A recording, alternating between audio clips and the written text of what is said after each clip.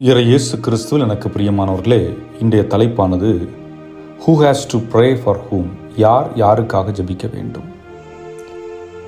இயேசு தன்னுடைய சீடர்களுக்காக ஜெபம் செய்வதென்பது நமக்கு ஒரு ஆழமான படிப்பினையை கொடுக்கிறது. அதாவது நாம் புரிந்து கொள்ள வேண்டியது என்னவென்றால், நான் ஒரு தொழில் அதிபராக இருக்கலாம். அப்படி என்றால் என்னுடைய பணி என்னவென்றால், எனக்கு கீழ் வேலை செய்கின்ற ஒவ்வொரு தொழிலாளிக்காகவும் நான் ஜெபிக்க வேண்டும். நான் ஒரு பள்ளி தலைமை ஆசிரியராக இருக்கலாம். எனக்கு கீழ் பணிபுரிகின்ற அனைத்து ஆசிரியர்களுக்காகவும் ஜெபிக்க வேண்டும். நான் ஒரு குடும்பத்தின் தலைவனாக இருக்கலாம், தலைவியாக இருக்கலாம். என்னுடைய குடும்பத்தில் உள்ள அனைவருக்காகவும் நான் ஜெபிக்க வேண்டும். நான் பங்கு தந்தையாக இருக்கலாம், பங்கு பணியில் ஈடுபட்டிருக்கின்ற ஒரு நபராக இருக்கலாம்.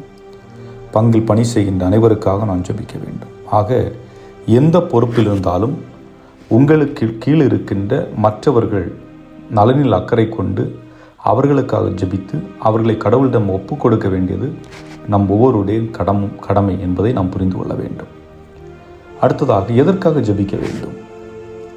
என் பாதுகாப்பிற்கா, என் சுகத்திற்காகவா? இல்லை, மாறாக நம்மோடு இருக்கின்ற ஒவ்வொருடைய ஆன்ம நலனுக்காக. இரண்டால், ஆன்மா மகிழ்ச்சியாக இருந்தால் அந்த மனிதர்கள் மகிழ்ச்சியாக இருப்பார்கள், நல்ல முறையில் தொழில் செய்வார்கள். ஆன்மா மகிழ்ச்சியாக இல்லை என்றால் நிச்சயமாக அவர்களால் மனமும் தொழிலை செய்யவும் முடியாது, நல்ல உறவுகளை ஏற்படுத்தவும் முடியாது. ஆக அந்த அடிப்படையிலே இயேசு உறவுகள் ஒன்றித்து இருக்க வேண்டும் என்றும் ஒற்றுமையுடன் இருக்க வேண்டும் என்று ஜெபிக்கின்றார். நம்மையும் ஜெபிக்க அழைக்கின்றார். குறிப்பாக திருச்சபை ஒற்றுமையாக இயங்க வேண்டும், குடும்பங்கள் ஒற்றுமையாக இயங்க வேண்டும், வேலை தொழில் செய்கின்ற இடங்கள் ஒற்றுமையாக இருக்க வேண்டும், பள்ளிக்கூடங்கள் கல்லூரிகள் ஒற்றுமையாக இருக்க வேண்டும், அரசுகளும் மக்களும் ஒற்றுமையாக இருக்க வேண்டும். ஆக ஒற்றுமை என்பது மிகவும் உன்னதமான ஒன்று என்று நமக்கு தெளிவுபடுத்துகின்றார்.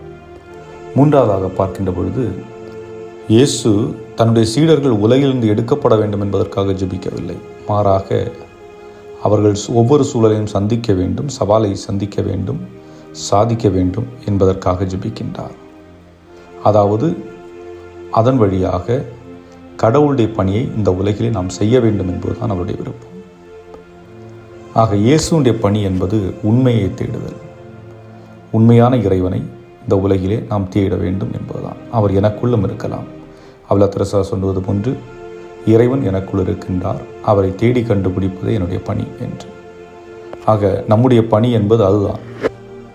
உலக கருத்துக்களுக்கு, உலக சிந்தனைகளுக்கு முக்கியத்துவம் கொடுத்து அவைகளுக்கு அடிபணியா அல்ல. ஆக இயேசுடைய பணி அன்பு பணி, தாழ்ச்சி நிறைந்த பணி, தியாகம் நிறைந்த பணி. அவற்றை நாம் வெளிப்படுத்த முற்படுவோம். இயேசுடைய அன்பை நமக்குள் உணர்ந்தவர்களாகவும் வெளிப்படுத்தியவர்களாகவும் வாழ்வோம். இறைவன் உங்களை நிறைவாக ஆசீர்வதிப்பாராக. ஆமென்.